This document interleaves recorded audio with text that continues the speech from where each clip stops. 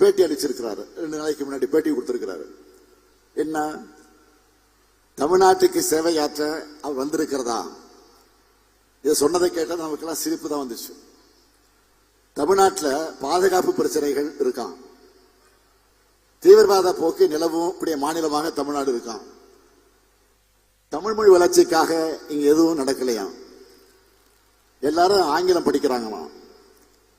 இப்படி எல்லாம் அவதூறு ஆற்றாம கலந்து புலம்பி இருக்கிறார் ஆளுநர்.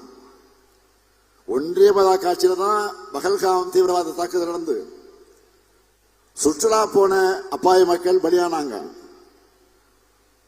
ஒன்றிய காட்சியில தான் டெல்லி செங்கோட்டை கிட்ட குண்டு வெடிப்பு நடந்து அங்கே மக்கள் பல பேர் பலியானாங்க. காட்சியில தான் மணிப்பூர் 10 இன்னைக்கு எரிஞ்சுக்கிட்டு இருக்கு.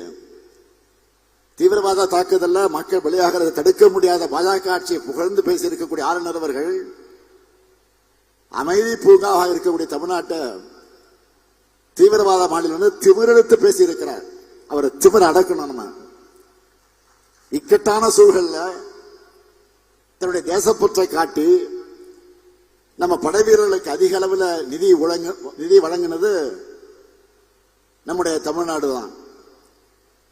அப்படிப்பட்ட தமிழர்களை தேச விரோதிகள் என்று சித்தரிக்கக்கூடிய ஆளுநர் பேச்சு என்பது வன்மையாக கண்டிக்கக்கூடியது.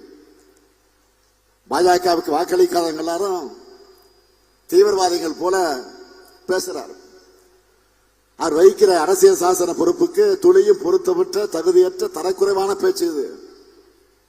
எங்க பசங்க உலக வாய்ப்புகளுக்காக ஆங்கிலம் படிக்கிறாங்க.